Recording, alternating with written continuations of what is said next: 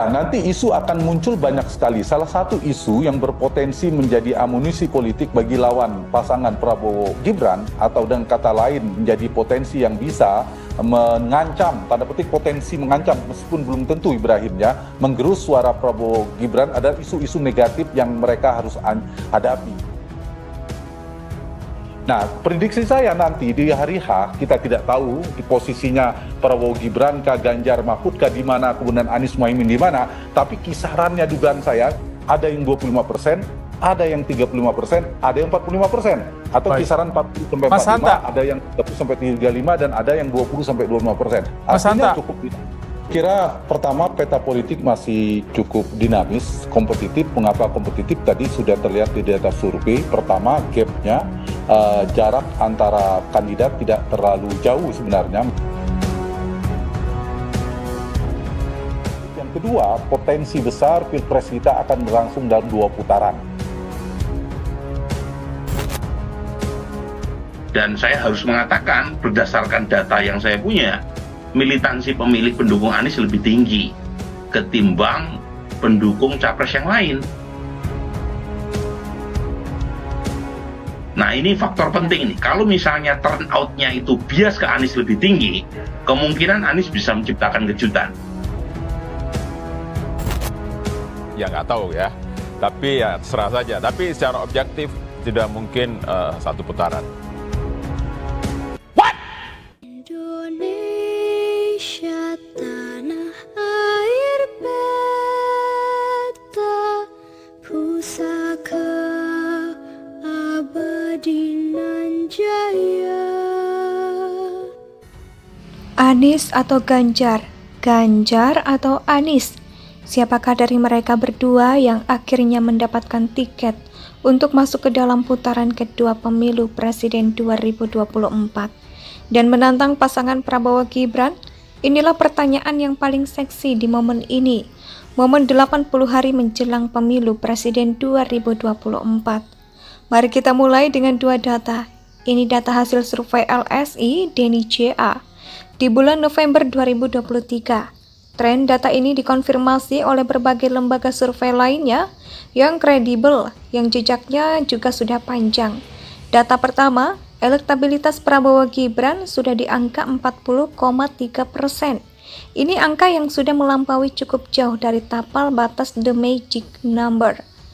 Jika 3 pasangan capres-cawapres yang bertarung dalam pilpres dan ada 2 putaran, maka the magic number-nya itu 33,4%. Angka ini kita dapat dari 100% dibagi 3 pasang.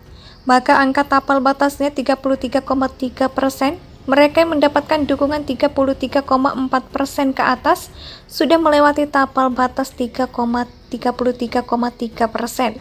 Ia menjadi pasangan yang masuk ke putaran kedua, pemilu presiden. Kini di akhir November 2023, Prabowo Gibran sudah di angka 40,3%. Itu berarti persentasenya sudah 7% di atas the magic number. Besar kemungkinan dan hampir pasti memang Prabowo Gibran masuk ke putaran kedua pemilu presiden. Sudah membayangkan elektabilitas Prabowo Gibran melorot 7% dalam waktu 80 hari. Sehingga tersingkir di putaran pertama, kecuali jika mereka melakukan blunder yang begitu parahnya. Lalu siapakah di antara 2 pasangan capres dan cawapres yang tersisa untuk memperoleh tiket selanjutnya? Apakah pasangan Anies dan Muhaimin ataukah pasangan Ganjar dan Mahfud? Dari sisi elektabilitas mereka kini memang masih menang pasangan Ganjar Mahfud di angka 28,6%. Sementara Anies dan Muhaimin pada posisi 20,3%. Jika melihat data ini saja, peluang Ganjar masih di atas Anies. Namun data kedua bisa menunjukkan kemungkinan lain. Sejak bulan September 2023, elektabilitas Ganjar mengalami penurunan, sementara elektabilitas Anies justru sedang gaspol menaik. Di bulan September, elektabilitas Ganjar Mahfud di angkanya 36,8%. Di bulan Oktober menurun menjadi 35,3%. Lalu di bulan November menurun lagi menjadi 28,6%. Sementara dukungan untuk Anies Muhaimin di bulan September 2023 hanya 15%. Lalu di bulan Oktober dan November terus menaik menjadi 17,2% dan 20,3%. Pada bulan September 2023, selisih elektabilitas Ganjar dan Anies itu tinggi sekali, 21,9%. Tapi pada bulan November 2023, selisihnya tinggal 8,3% saja. Jika selisih ini terus mengecil dan mengecil, maka dalam tempo 80 hari ke depan, sangat mungkin Ganjar dilampaui oleh Anies.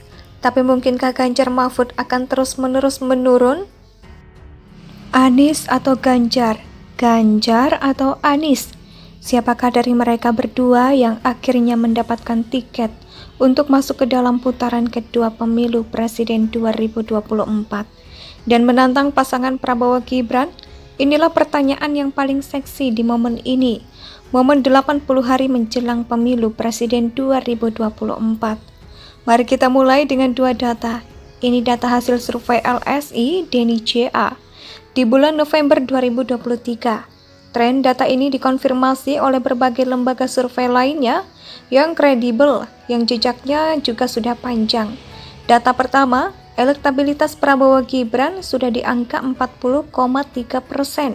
Ini angka yang sudah melampaui cukup jauh dari tapal batas the magic number. Jika tiga pasangan capres-cawapres yang bertarung dalam pilpres dan ada dua putaran, maka the magic number-nya itu 33,4%. Angka ini kita dapat dari 100% dibagi tiga pasang. Maka angka tapal batasnya 33,3%. Mereka yang mendapatkan dukungan 33,4% ke atas sudah melewati tapal batas 33,3%. Ia menjadi pasangan yang masuk ke putaran kedua, pemilu presiden.